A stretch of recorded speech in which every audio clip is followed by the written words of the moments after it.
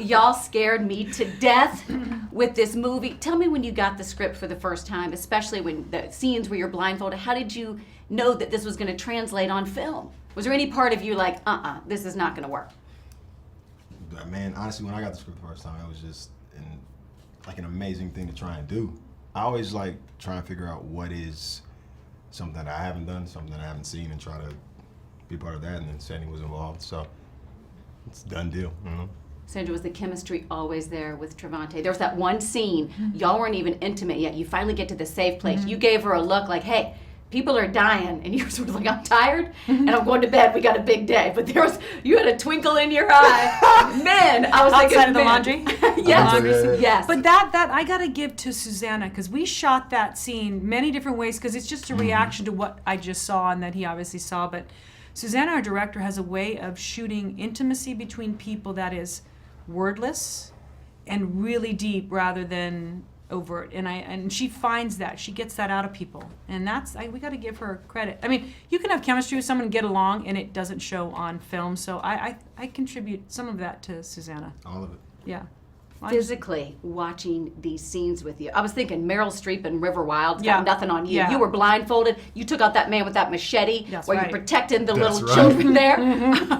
What did you do physically to get ready for this role? Not even the rowing. I was thinking of you carrying those kids. Meryl put me through training. Did you see that? I went to the Meryl School of River Rafting training. Meryl's very generous. She passes a torch, and I said, I need your river skills. I trained basically to have the core strength to pick up those two kids and haul ass when I needed to, because if I was doing it blindfolded, if I stumble, I got to be able to.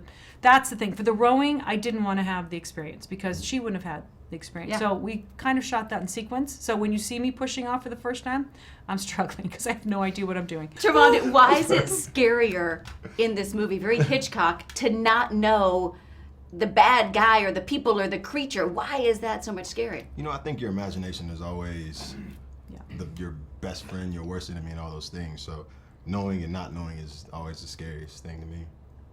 And the kids in here. Yeah, guys. they're amazing. They are, when I say people who are born to do what they do, like little Julian is a born stuntman, and Vivian is a feeler on levels that she has it deep. She feels, and those little eyes that you look at, and every time we'd go into a scene, we're like, this is fake. I'm gonna grab you. I'm gonna, be mean, but the anticipation of the scene for her, you could see it in her eyes, and she would get a little scared, and it was hard. It was hard. That tone, though, as a parent myself, I don't know about your parents, I know that tone. That is, we are not messing around. Yeah. This is all fear. business. It's fear. It's fear. And I don't think a mom, in the true sense of the word, of what a mother's capable of and what she lives with, I think, in her mind on a daily basis, has ever been shown on film is rough and ugly. I don't know any other way. And that's what the roles were kind of reversed. He, as the father, had an open and hopeful connection to something bigger that she never had. And you saw a good man loving openly and being demonstrative and giving hopeful thoughts, and I just love that the roles were reversed, because in real life they are constantly. We just don't see it. Your driving was good. That was not a speed bump. Thank you. We'll leave that right there. People love that. They love that. Oh, I was like, Yeah. oh, turn right there. What about You're Stuck in the House, John Malkovich? Oh my God. my gosh. Back in A Line of Fire, when he Yeah. went after Clint Eastwood, he has always haunted me. In the house, and just him as a person, as an actor, like, what was that like?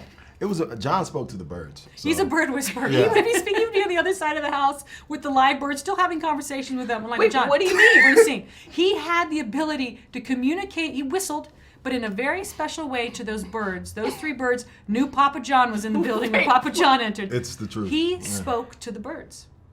Like, he told one bird to put its foot on the side of the Is cage, And it did. and it did. I'm already freaked out. Yeah, It's the truth. And we're going to leave that there. Yeah.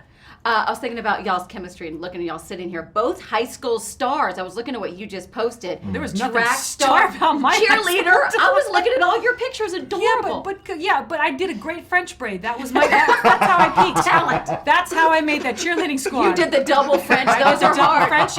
Frenchie. He ran track. He physically excelled. I physically, can you unexcel? I unexcelled. What were you like in high school? No. Oh God, probably the same. A little insecure, a little goofy, trying to always make jokes. You know, wicked French braid.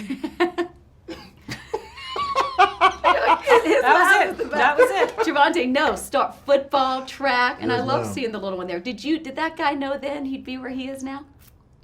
No, not at all. I mean, Where did you see yourself? Like, what did you dream of? Like, I don't know. Sandra, Just good one. Go. that is a good one. I don't know. Just did you think you'd be a professional athlete? Did you think it would keep going that no. way? I always thought I just wanted to be the CEO of something. You know what I mean? So How about the CEO of your own life? exactly? That's an Oprah moment right there. Yes, ma'am. So What was your first acting gig? I think in middle school actually I did like a small play when we were the comedic relief, and then Wait, what was the play? it was called Chris and Brandy. Yeah. You were So the comedic relief? I was it worked. Get the jock. They're funny. Hey, and then And then here we it- are.